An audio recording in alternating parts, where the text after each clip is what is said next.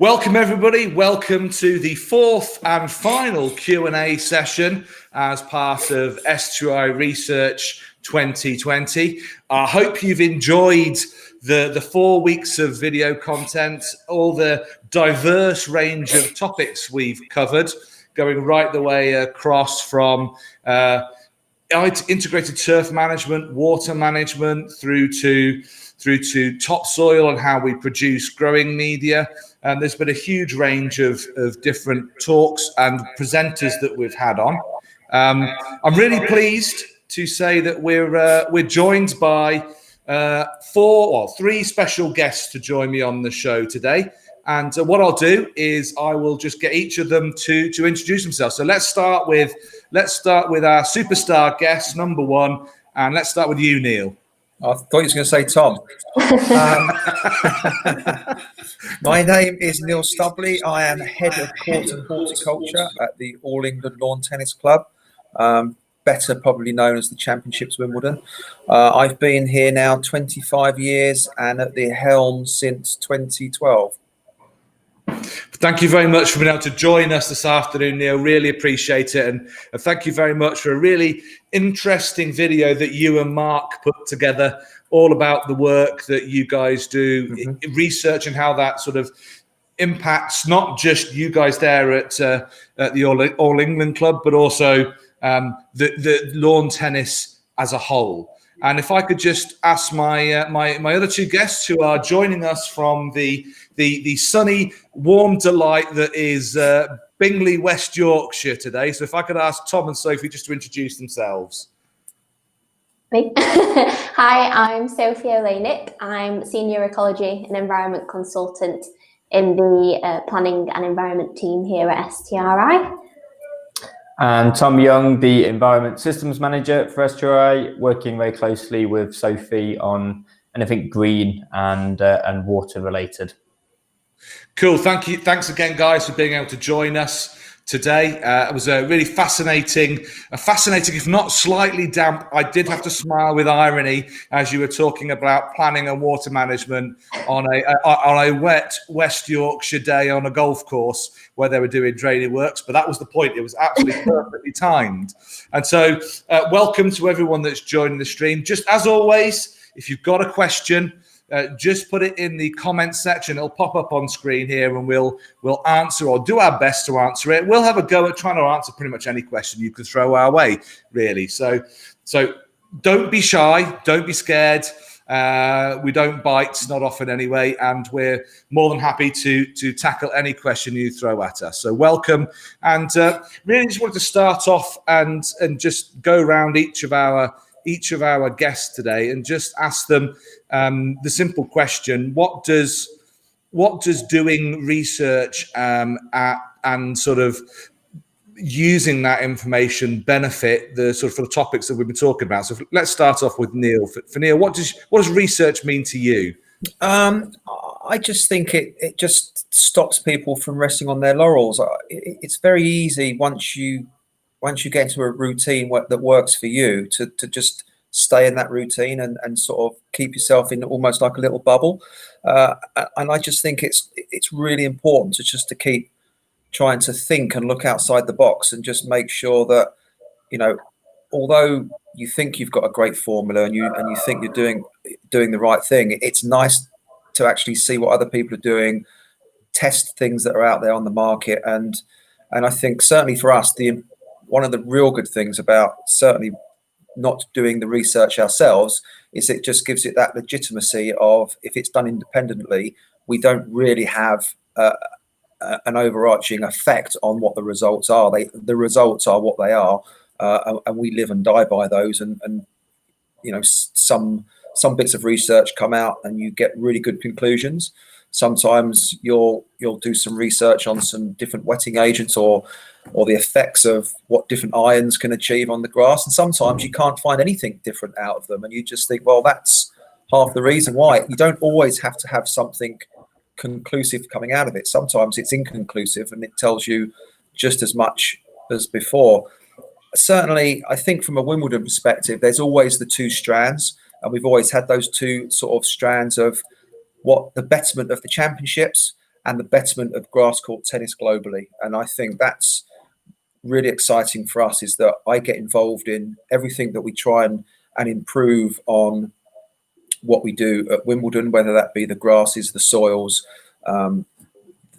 water management, nutrition, whatever we're looking at, but also the betterment of sort of grass court tennis, and trying to influence the juniors to sort of start to play on grass and look at the different zones around the world, and try and find out what is the perfect grass court in every part of the world, grasses, soils, hybrids, whatever it may be. So for me, it's really fascinating, and it just keeps you excited. And I've always been a great believer, and I learned from my predecessor Eddie that you can only improve if you know what you need to improve on. So it's always important to do research, even if you use the basic. And sometimes at our grass court seminars, you can explain to people and say it's as simple as a paper diary, writing down every day what you're doing, and then referring back to that diary the following year and saying, right, what worked well last year, what didn't, what influences it? Was it to do with the weather? Was it the time of year that we'd done something wrong? Was it the wrong product we was using? So it doesn't have to be expensive, but at the same time, you need to know what you've done right and what you've done wrong to be able to then improve on it. And I think that's probably the biggest thing that we take out of the research that we do.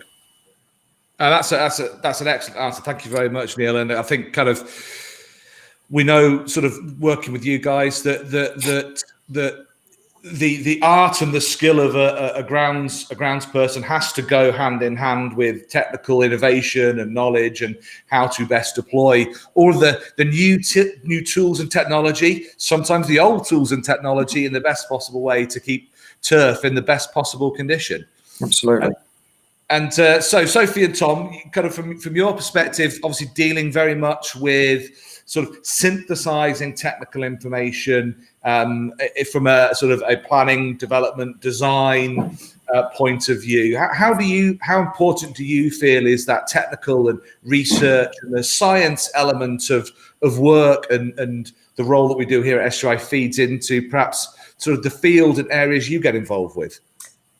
Well, yeah, I suppose from a specification point of view, it's very important. It's more at the final end of the spectrum, but you have to, if you're going to be specifying products or systems into places, you need to know that it's going to work, and that's where research comes in. Research doesn't always have to kind of be completely unknown. A degree of research is actually, if you bring in a product to the market, you need to know what it does in different situations, how well it reacts, and how it will perform over its lifespan, so you can make an informed decision. And that's very important for a lot of the work we're now getting involved in, where you're talking quite serious problems if something goes wrong. For example, storing water on a roof, for example. If that goes wrong, that's very expensive and very damaging to the building. You need to know that the products you're putting in will work, because liability in a specified point of view is a huge part of that. And ultimately, it all comes back to good research and development. I think another element as well of research, not just what we do out on the trials ground, but is our element of sort of market research and just chatting with people at different sports facilities across the UK. I think that helps massively in understanding what problems different people have across the UK, whether that be because of climate change and drainage issues as a result of more rain that we get these days, or conversely drought as well, which we've tried to sort of tackle both issues in our video that we've done as part of research week. So I think not just the physical research, but that interaction with people within the industry is really, really important as well. I think as well, Chris, having, I suppose, the benefit of working in the research department and also more of a consultancy role, there are a lot of products out there, and I'm sure Neil's come across quite a few, which the claims are big, and it is always nice to back that up with work. And sometimes it works, and often it doesn't. Sometimes if something's too good to be true, it may be, but you have to back it up, really, don't you, if you're going to claim something. Absolutely. And again, for me, that's always been the benefit of when you're dealing with any subject, technical or otherwise, to have the evidence to give you the comfort and the confidence that what you're doing, what you're going to do, what you're planning to do, or how you might change what you were going to do is going to be the best possible decision. And it's a lot easier to take it when you feel that's based on a little bit of information, a bit of data, a bit of knowledge as well as experience. And sometimes it's a gut feeling, and it's nice sometimes to be able to back that up with a little bit of evidence. So welcome to all those that are joining the stream. And again, don't be shy about asking your questions. There is no such thing as a silly question. I've asked many in my lifetime, and I will continue to ask many more. And they're always interesting. So please fire your questions at us, and we'll do our best to be able to answer them. We've got a lot of brain power on this afternoon's Q&A. And hopefully we can tackle anything that you might want to throw at us. That's a brave claim to make. We'll see what arises out of that challenge. So I've got a question really, and it's been something that's occurred, sort of mulling over in the back of my mind as I look out the window here in what actually today was actually not too bad, a sunny day in Bingley. But when we have this sort of what appears to be more topsy-turvy weather, which it could be related to climate change, for example, or certainly it seems to be more consistent changes in patterns of our weather. How do we think that's going to influence our sort of day-to-day management? And for you, Neil, in particular, how do you sort of envisage perhaps grass court tennis management having to respond and react to more unpredictable summers with perhaps hotter, drier periods, but then when it's not dry, it's pretty darn wet? How do you think we're going to cope with all of that change and variability? I certainly would say, working on the coalface, we have noticed that there is a distinct change in certainly my 25 years here. I could certainly say in the mid-90s, you could almost guarantee the 4 seasons. I think now we kind of have a sort of a wet, mild winter and a slightly warmer, wet summer with a few dry. But you're kind of getting, certainly down south, that subtropical feel in the summer where you're starting to get quite a few humid days. You're getting those days where you're getting more often than not now sort of 50, 60, 70 mil of rain in one burst, whereas before you'd have 3 days of continuous rain. So it's quite difficult to manage during the summer because you never quite know what you're going to get. Whereas in the old days, you kind of could plan your whole year. I think probably the biggest challenge we now have, I think, is probably managing through the winter more, because we're not having those cold snaps as much as we used to. You're tending to find now that the weeds, pests and diseases that could give you a little bit of time off for like November through till March, you could sort of put them to bed and not worry about them until they're now kind of raising their heads. You know, the Poranua that's not really going dormant anymore, and the worm activity that doesn't really seem to stop anymore from November. It just continually goes on.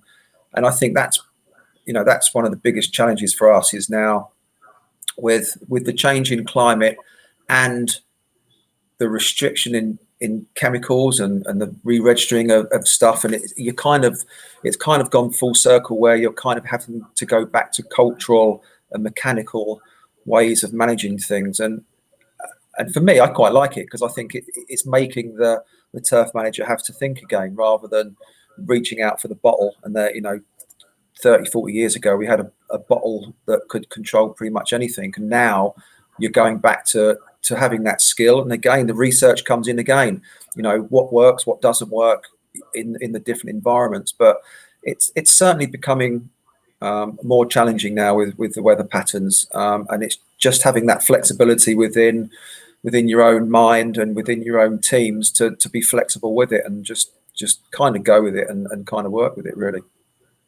And I think I think for me, turf management is an example of creativity and sort of pure science and technology and technique coming together, because, as you say, you have to be creative with the solutions that you come up with, and never more so than current times, in modern days when we're having to think more about long-term prevention of issues, addressing issues months, if not years in advance, because we know that if if we get caught out, then we could end up in a position where we can't use the surfaces, or they're getting degraded more quickly. And I think it does offer that opportunity for a more creative approach. And as we're talking winter type work, Andy Owen has sent through a message. Thank you very much, Andy. You've been the first one to ask a question today, so extra brownie points for you. Thank you very much for asking. So what Andy's asked is, there's a lot of talk about winter aeration at present. We're on the cusp, I guess, of winter, and it's been reasonably damp up till now. Andy was just wondering what winter aeration gets carried out on the courts at Wimbledon, and what's the specific objectives of that aeration work?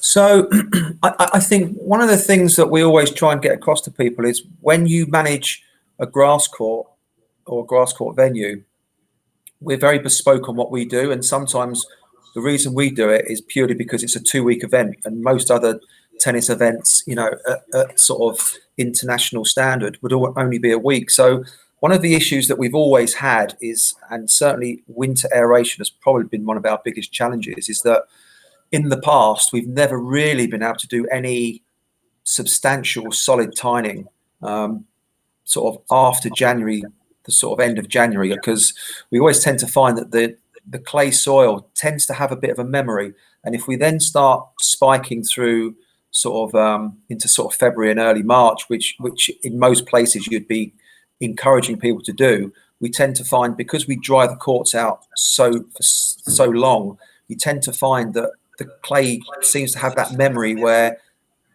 the spike holes will start to open up in the second week of the championships, and it just becomes, it kind of starts giving you sleepless nights, thinking that it might have a direct impact on sort of ball bounce or stability underfoot. So it's only been in the last sort of 3 or 4 years that we've really kind of looked at winter spiking. So, and again, I think it's one of the big drivers is that we are tending to get wetter, milder winters where the grass isn't stopping growing, and we do need to still get on and maintain the court. So for us now, we've kind of gone through the Air2G2 sort of line. We used to sort of have the one big solid tine at renovation stage where we'd get big heave on the big sort of tractor mounted spikers, and then the rest of the time it'd be just a bit of saddle rolling, keeping the surface open. And then once we kind of went into sort of mid-March into April, we'd then get the hydrojects out and we'd start punching very, very small fine holes that never really used to open up. And that kind of worked for many years. But certainly I think in the last 5 or 6 years, we started asking ourselves the question, we're getting wetter winters, we're holding a lot more water because of the type of soil that we've got. And certain courts, depending on sort of airflow and light levels, become more of a challenge. So we kind of tasked ourselves about looking for better methods for winter spiking. I think the one thing that we really like about the Air2G2 is that the spacings can be a lot wider, and it's doing a lot more work underground than it is on the surface. But the main reason why we would be wanting to open the surfaces is just to make sure that water flow is going from the top through, just because of the percolation rates that we have in our soil. If we have 5 or 6 mil of rain, it tends to be hanging around for a day or so, if not longer. So it's just a case of getting it from the top underneath and just taking that sort of disease risk management away. Again, it all dovetails into each other. If we can get that surface moisture in through the soil and away from the surface, it just leaves it, it's less risk for that moisture and disease sort of encroachment on top as well. So it's got various amounts of ways of doing it, but primarily our winter spiking program is purely just to get the surface, the water away from the surface, rather than trying to get air into the profile, which is always the added bonus, but it's more about shifting water.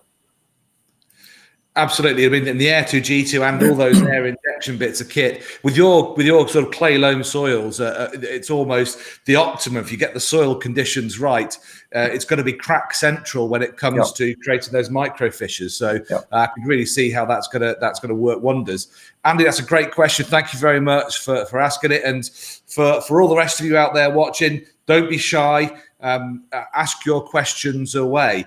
And a little bit of a question here for both Tom and Sophie about really, again, water management and how that fits into sort of, if you like, the planning and design of not just in sports services, in a wider context, facility-wide sort of design and thought process. So how important is it, and sort of how is it the kind of thing you could just buy off the shelf, or how bespoke does it have to be? Yeah, well, we're doing a lot of work now with sports facilities and non-sports facilities, and I think the key thing that we've really come across in the last few years is that there are some serious pinch points in terms of water supply in especially the south of England, to the point where water companies are getting pretty concerned about who they're going to have to say no to. And you can see where potentially this conversation is going in terms of government drivers. A brand new housing estate in the south of east of England is always going to take priority potentially over other developments. And if there's a restricted use of water, sometimes someone's going to have to lose out. So I think there's a massive driver now from a planning perspective to be thinking about these sorts of things. And it is, as you said, it's not the sort of thing you can just buy off the shelf anymore. Questions are going to be asked. It's a strange one because water companies are obviously in a catch-22 situation. They make their living out of selling water, but at the same time, they only have a limited amount of water, and they are kind of acutely aware that they have to be more responsible as providers and pass that kind of to the consumer. So I think from my point of view, it's huge. Any development now is water's central. Too much water when you don't need it, and then you have too little water when you do need it. And so any kind of developments now really need to be thinking about partly using legislation, but also from a way of future-proofing facilities. What can you do to say capture water and reuse it? And I think, to be under no illusion, it's not like it's a one-size-fits-all and it will solve all your problems. I think most of the time you're still going to have a backup of mains water, borehole water. But the important thing is you're actually managing your site and that resource for you, and you're not making it someone else's problem downstream. But then at the same time, that gives you a bit more kind of credibility to get water from a centralized network as well. And sort of a question more for Sophie here as well, when we're thinking about it. So obviously the engineered sort of water management, but sort of from a vegetation point of view, from a habitat point of view, especially on, I mean, and that can be a challenge sometimes on a multi-sport facility, but how important is it linking that water management with the other potential sort of development hot points, for example, such as sort of biodiversity, habitat creation, and what are the opportunities for that in sort of some of the schemes that I know you guys get involved with? Yeah, so I think what's quite nice about water management and biodiversity is they fit really nicely together. There are a lot of options where you can make it work for both biodiversity and water. So with the introduction of biodiversity net gain, so now all new developments have to demonstrate a net gain in biodiversity, and also look at sustainable drainage as well. Quite often we can bring them together by looking at sort of attenuation ponds with really nice marginal vegetation and islands and other features for wildlife, and then looking at like grassy swales and rain gardens that you plant up with pollinator-friendly plants. So there's a lot of different options that we can look at the very early stages of design to score those biodiversity net gain points, as well as dealing with any water issues. So hopefully sort of holding water back on site for as long as we can, reusing it where it's possible to do that. So whether that's through rainwater harvesting, we may have a blue-green roof. So again, more biodiversity net gain through a green roof that's well planted. And so it really can demonstrate this holistic approach to development design.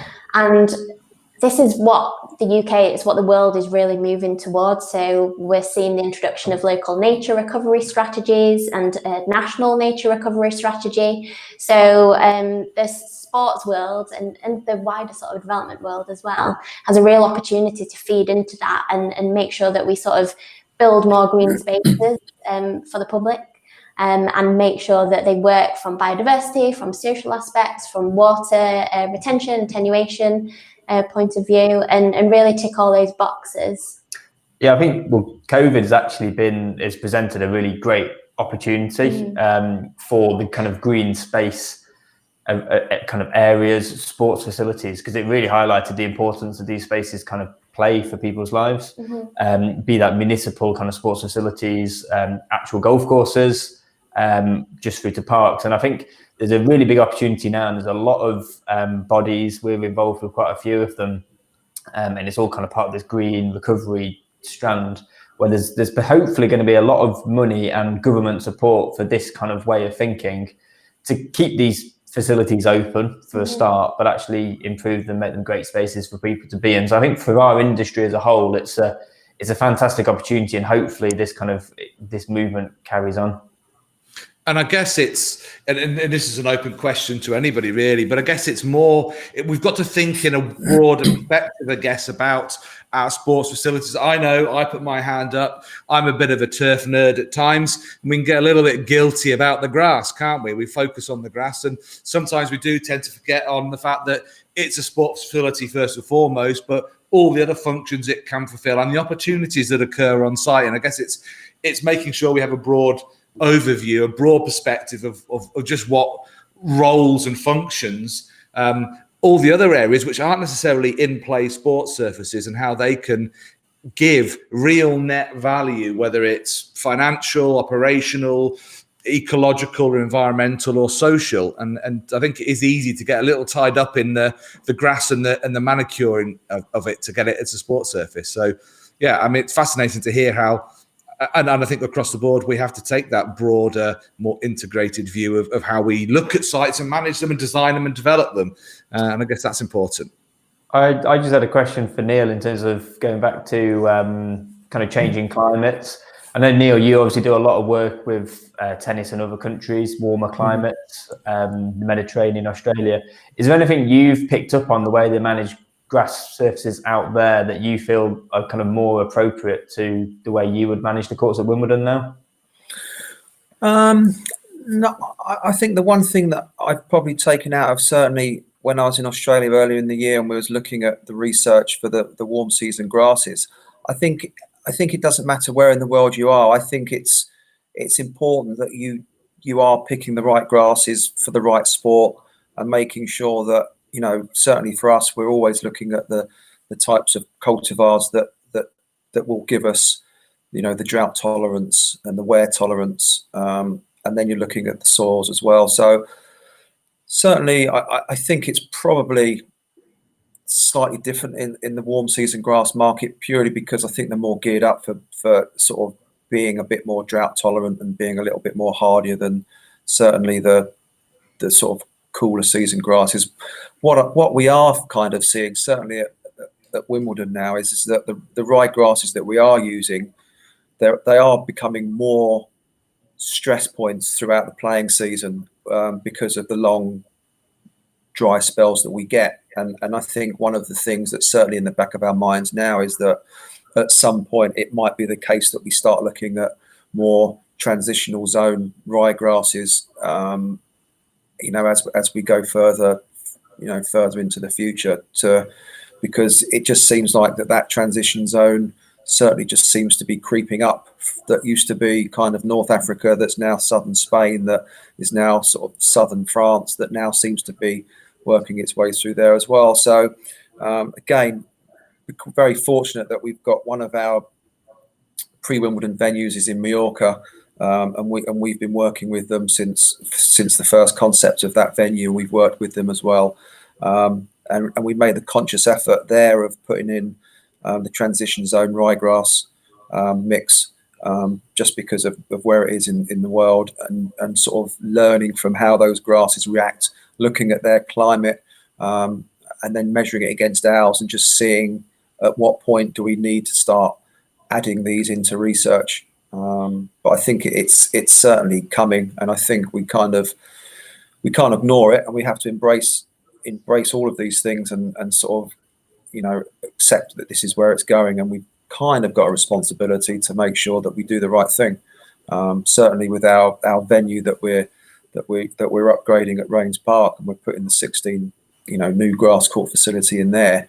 You know, there's been one of the original, first tick boxes was we want championship standard courts, but the rest of the site, it has to be self-sufficient. So we've kind of made a lot of effort to put in sort of attenuation, sort of ponding in there. We've got the tank in there. We're going to be rain harvesting to use all of that water on site. So I think we have a responsibility to look at everything sort of holistically and as one, just to make sure that we're doing the right thing. Yes, we want the perfect playing surfaces, but we've also got a responsibility for everything else that produces it, and that's kind of where we're going, and it all kind of comes into one. That's a great question, Tom. I wish I'd have thought of that. Damn. I don't know if I answered it though, but that was a cracking question. I should sack myself as the host. That's the problem. I mean, Neil, this year we touched on it a little bit. This year's been a bit of a weird year. Full stop. Let's just draw a line under it like that. Yeah, let's fast from forward. your guys' point of view, with managing the turf, managing the courts, what have you had to do differently this year? Obviously, not getting the sort of anywhere near the level of tennis that you would normally be expecting on the courts. So kind of what have been the key things that you've had to think differently and do differently this year? This weird year of all weird years. I think it's keeping everybody motivated. I think when you look back, I think 2020 will have its positives, and I think, you know, year on year when the championship comes round and everybody kind of gets into that routine of getting ready for the championships, to not have a championships one year, you realise how important in your life it actually is, and how empty your work feels when it's not around. So I think it's, when we look back, I think the whole of the team will probably look at that as almost like a kickstart, and sort of go and really look forward to 2021. And yes, it's stressful, and yes, there's a lot of pressure to deliver, but that's kind of why we're in it to do it. And I think that's kind of one of the things that we've learned from this year, is that, you know, we can't take our eye off the ball just because it's not been there for 1 year.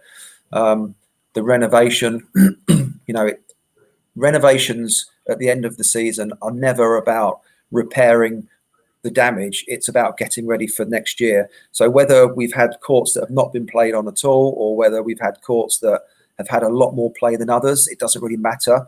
We strip them back, we start again, and, you know, we have that blank canvas ready for 2021.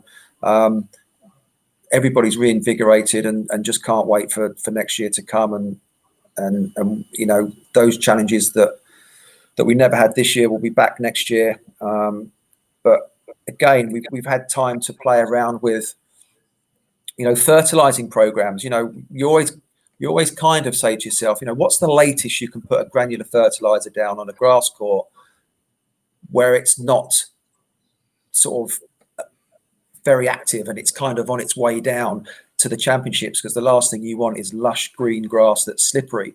So again, we just played around with that this year, and just had certain courts where we would just slightly play around with some fertilizer regimes to see how close we could have got away with it. And it just gave us an opportunity to play around with you know, the actual championship courts that didn't really have an effect on what it would happen or what will be next year, and just have a play around with it, because we still had members play. Being a private members club, you know, we still ended up having quite a lot of play during the week, which we would normally not have, because everybody would be out at work, and everybody working from home tended to then find an hour or an hour and a half to come down to the club and play. So although we didn't have a championships, we still had everything else. So it gave us, you know, an opportunity to play around with certain things, and then sort of, you know, do the same renovation as we normally would. and then just see what 2021 brings. And I guess it all comes back into that creative thought process of, how we react to change. And this year's change has been no championship, but as you say, more members play potentially on more courts, and how we can do things differently. And I think it's great that you guys have had the opportunity to have a play with looking at different approaches, and it's no such thing as wasted opportunity. That's for sure.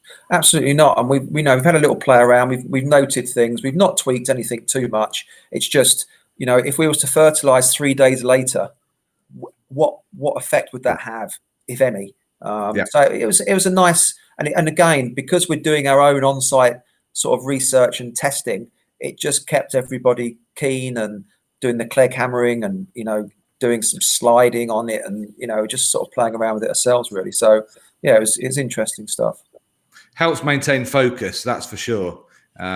But nothing like having the world descend on your doorstep to focus one's mind and give you something to aim for in the year. But it's great to hear that you guys have been you've been getting your teeth into some exploratory work with programs and the rest of it there. That's fab.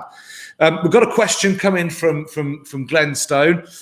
So this is probably more aimed towards Sophie and Tom, maybe, and all contributions welcome. So what Glenn's asked is, well, thank you very much for asking a question, Glenn.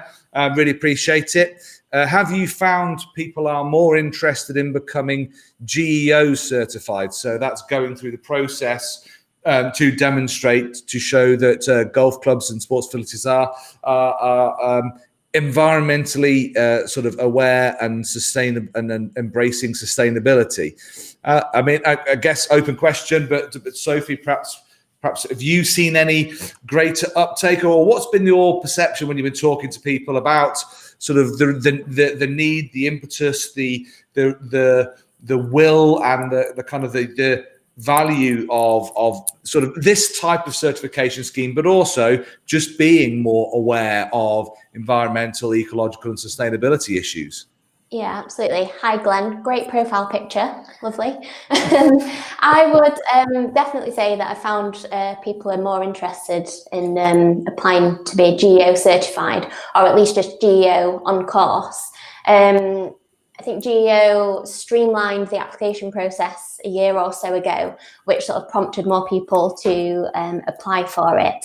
And I think what's a really useful thing about the GEO process is it allows you to look at your baseline. So, we're all very busy. We rarely look at what we do day to day in any sort of detail. So GEO really brings all that together. So from looking at your turfgrass inputs to what habitats you've got on site, to your procurement guidelines in the clubhouse, in the pro shop, in the maintenance facilities.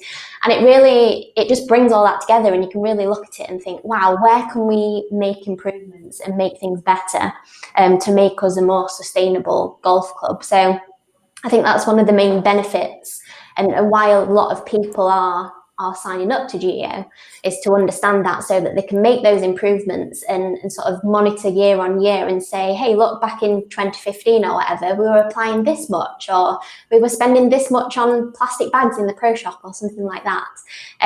So it really allows you to set those goals and then sort of quantify them going forward. And I think as well, working on the Golf Environment Awards, we've noticed, certainly, I know I only came back to STRI back in March, but I know over the last few years, pretty much all golf clubs that are applying for the awards are GEO certified, or at least in the process of becoming certified.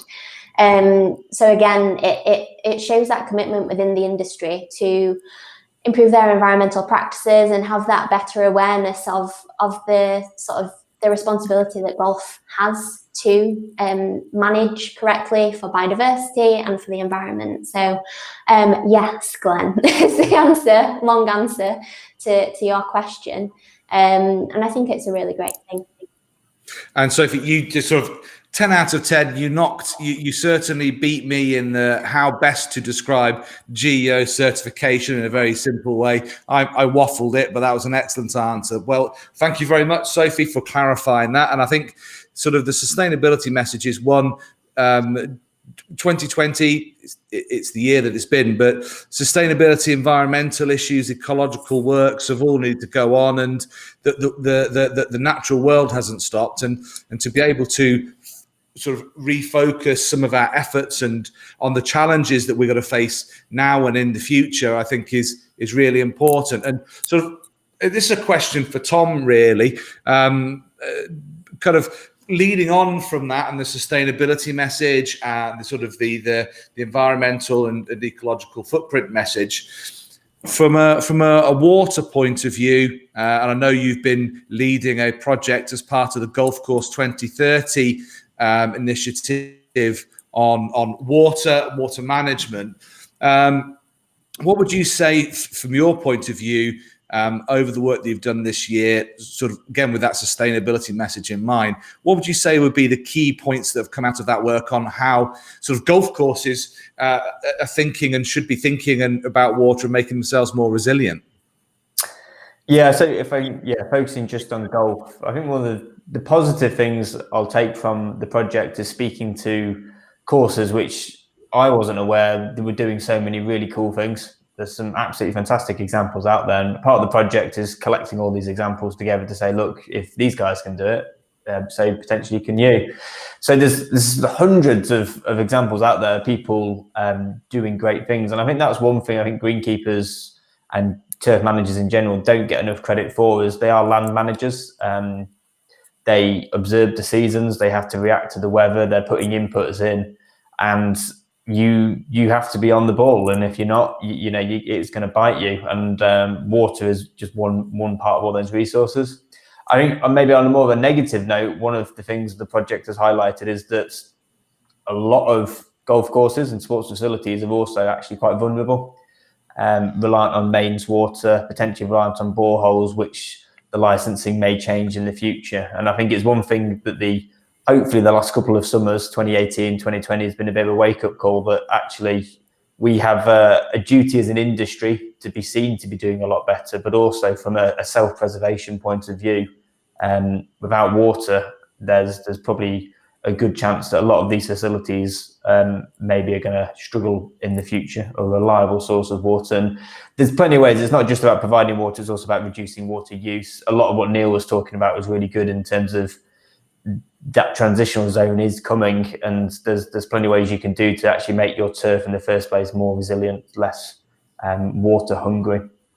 So two ends of the spectrum, I think. There's some really good stuff out there, but at the same time, there's plenty of work to be done. And Plam, you've come up with another cracking question right at the death there. And thank you very much, Plam. As always, you've kind of followed all these Q&As through. You deserve a medal for putting up with me for 4 weeks and the Q&As. But it's a great question, and I think Tom's probably got a perspective on this, but everyone chip in. So what Plam's asked is, do you use remotely sensed thermal or visual image data to measure stress and quality to assess plant water status and prescribe irrigation? And I guess we could widen that out a little bit about remote sensing of turf force stress. So Tom, have you got some thoughts on that? I know you've perhaps done a little bit of work on that in the past. Yeah, definitely. And I think there's a lot of this work going on in agriculture. It's being used to great effect there, and it is starting to come more into the turf. We've done bits and bobs with drone technology, thermal imaging, NDVI cameras. And I think, it is coming. I think one thing that agriculture kind of has an advantage almost with over turf is that it's much bigger. And so you've got a much bigger area to look at.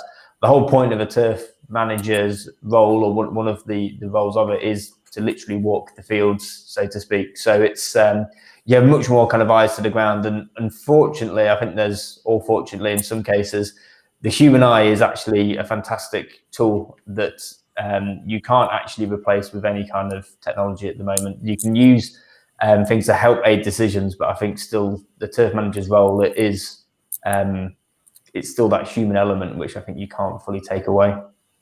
And I think you're right. And I think for me, there are great technologies, there are great emerging technologies, but these are tools. And it still ultimately comes down to someone who is taking these threads of information, and having to come up with a decision. And that decision, I think, very much sits at the moment anyway in the human domain. And plans follow that up by another question, which really links into that. So we'll deal with that now as it come up. Is there an opportunity to bring artificial intelligence to this point? And I mean, I think at the moment, very much, I think it's experience, creativity, sort of the human brain which is making those decisions, because ultimately at the end of the day a human has to be answerable and responsible for that decision as to whatever was done and integrated together. But I do think just from my perspective that there is a huge amount of potential for AI and artificial intelligence, and that might not necessarily be in the decision making part of the process. It may be in actually helping to present multiple threads of complex data in a way that we can easily take that information on board, process it, understand it, and use it to create a decision to help us with our decision making. Whether that's using sort of conventional technologies of computers, whether it's dealing with sort of newer age technologies like augmented reality, for example, because I mean that would be funky if you could be having sensors and you're looking at your tennis courts, for example, and you've got your AI glasses on and you're looking at both the visual spectrum and you're looking at what's going on in these other wavelengths, and it's kind of beaconing out when there are issues arising on the courts. And so I think a bit Tom Cruise and Minority Report, but I mean, no, that would be cool. I'll be certainly up for that in my day job, just swiping across data on my virtual computer screen. But I mean, I think those kind of tools aren't necessarily that sci-fi. They're definitely coming, because we're starting to see interest. We're starting to see innovative projects, and perhaps turf isn't the driver for it, but certainly other industries are driving it, and we can certainly take that and use it to our advantage as well.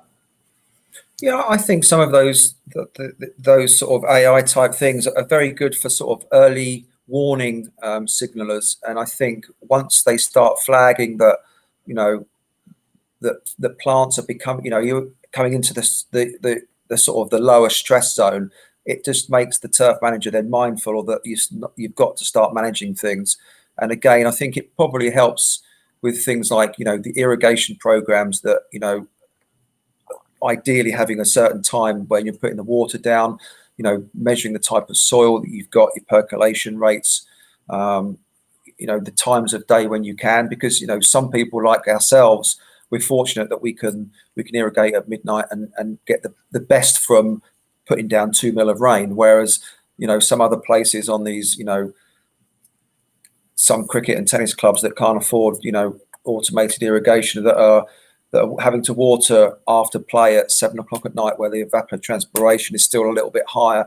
So it's just all these little indicators more than anything. And it's like you say, I don't think there's anything that can take away from that sense and that feeling and the eyesight. And it's, you know, it's like whenever you walk onto a tennis court, you get a feel that it's hard enough for the championships. I couldn't tell you, you couldn't write in a book what the perfect firmness for a tennis court is, but you could certainly feel it underfoot and go, yep, that's ready to go. You can then measure that against data, Clegg readings and stuff like that, but you still need that feel. But there's certainly, you know, space for technology to aid the turf managers in their final decisions.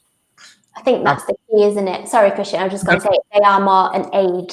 It's not the answer to everything. Yeah. Definitely. No, absolutely, and I kind of that's for me why I love this industry in particular, is that for me it is, in all my career, kind of the meeting point. It's a natural meeting point between science and technology and experiential learning from seeing and sensing the environment for yourself and how to draw that together.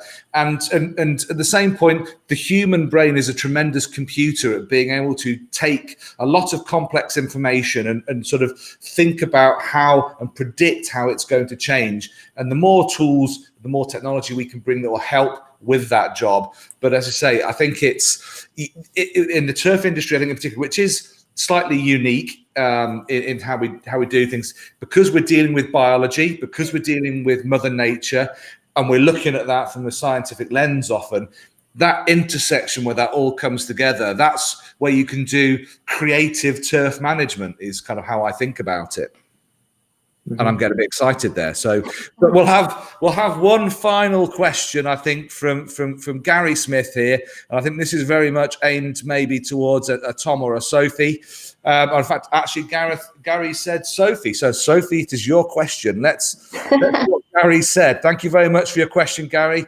So, Gary said, Sophie, do you feel that natural wildflower mixes are selected and purchased by clubs based on the traditional and very much more sort of local floral diversity and pollination potential, or purely sort of for a colour boost for the course boundary? So is it form and is it function, or is it aesthetics? What's your thoughts? I think it very much. Interesting question. I think it depends on, like you say, what the club's trying to achieve. Speaking as an ecologist, wildflower mixes really should be chosen based on what is present in the local landscape, what's already present on that particular golf course or other sports facility, and also making sure that you know the pH of the soil that you're putting those into. So that should really determine what species you then go for. Of course, there's lots of pre-made mixes that you can get that are pure perennial and grasses, perennials and annuals and grasses. So there's this minefield that I think people can get a bit confused by, and maybe see the lovely bright flowers and think they're the route to go down. But when planting out in the golf course, you need to think, actually, would these be here naturally? Is that going to look a bit garden-like? Because the idea is that you want to sort of create a natural habitat. I think where sort of the annuals or perhaps non-local wildflower mixes, if you like, are suitable in a way is around sort of the built environment of any facility. So where you can be a bit more ornamental and look at different colours. I know some golf clubs have created wildflower areas in their golf clubs' colours, which looks great. It's really visually attractive, and there is still pollinator interest in those, of course. But what's key to look for in terms of pollinators is making sure that you're not choosing flowers, double flowers, for example, because bees don't like getting into those. And basically non-natives, whilst they're fine in the garden landscape, really when we're putting them out in our natural landscape, we should be looking at native wildflowers, and they'll grow better as well. If they're meant to be there, then they will be quite happy being sown on your golf course or wherever you are, and they'll take quite readily. So as a purist, you should, yes, be choosing local wildflowers, but totally understand around the built environment. I think it is acceptable if you really need to look outside of those mixes. I think you've raised a very good point there, and it goes across, transcends wildflowers, grass species, any kind of vegetation. You've got to put something in a situation where it has a chance of persisting, and it's going to be much better if you put it into an environment it is naturally used to adapting in. I'm not adapted to survive in the desert. I'll give myself a couple of days, but I'm going to cark it quite quickly, I think. However, if you parachute me into a Timothy Taylor's pub in West Yorkshire, I'll probably survive a lot longer, because I'm more adapted to that environment. But I think, on all serious note, I think it is an important point that we need to understand, especially when we're managing things like golf courses, which are in their nature expansive and part intrinsically of the landscape, that we have to make sure that the grass species that we choose, the plants that we use are adapted for that environment, because then you'll get the best success. And I think it's if nothing else, you'll get the best value for money by having the right vegetation growing in the right place, as long as, of course, it fulfills its appropriate function, of course. But, exactly, yeah, because they're not cheap as well. So it really is important to get them right. Absolutely. And thanks, guys. Thanks, Glenn, Plam, and Gary for your sort of the final spurt of question. It always is a slightly slow start, but you guys came through in the end with some real brain teasers. So thank you very much for that. And I'm aware now we've been going for a little while. We better call it wraps there, because I will keep talking until everyone starts crying. So let's stop it there. And just what remains for me to do is say thank you very much to everyone who's been engaged and involved with the videos over the past 4 weeks. Thank you so much to all those behind the scenes who have helped to make all the videos and make the event work. A super special thank you to all of those in front of the camera, all our guests that have taken their own time to get involved, help with the production of the videos, and that's been tremendous. And thank you for today for Neil, Sophie, and Tom for volunteering an hour of your time to come on the stream. It's been great to have you. It's always great to chat. I do like a good chat. And hopefully in future events we can get you guys on as well. So thank you very much for joining us and being able to take the time to be with us today. Thanks, Chris. Cheers. Thank you.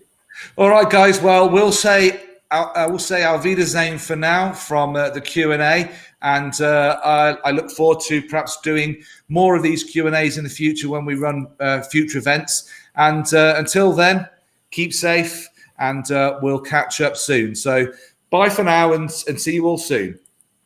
Cheers. Thank you. Bye.